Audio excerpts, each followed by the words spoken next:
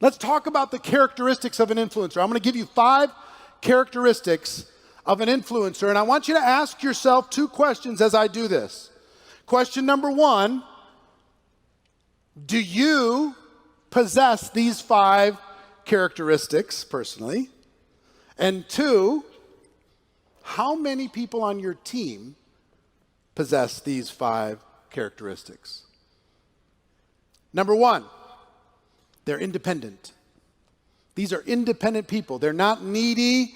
They're not whiny. They're not crying. They're independent. They got this. They're going. They're doing it.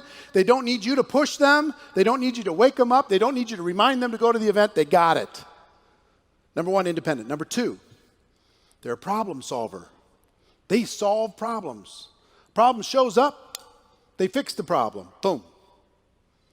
They don't bring problems to other people. They don't whine about it. They don't complain about it. They spend 5% of the time on the problem, 95% of the time on the solution, and they do it with or without anybody's help.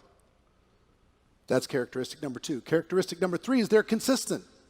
They just don't do it for a minute. They stay in the game. You don't have to worry about if they're hot or cold because they're in the game. Consistency, number 3. Number 4, they create action where action wouldn't have happened without them. They walk into the room and people get into more productivity. The fact that they're on the planet, even though they're 1,000 miles away, causes people to take more action. For whatever reason, however they do it, whatever magic dust they have, they create more action and energy just by the fact of them being connected to the organization. That's number 4. And number 5, they have a big vision. They've got a big vision for themselves, big vision for their teams, big vision for their organizations.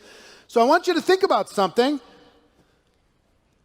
And I'm not going to ask you to answer this question like out loud, but in your notes. Do you have all 5 of these characteristics?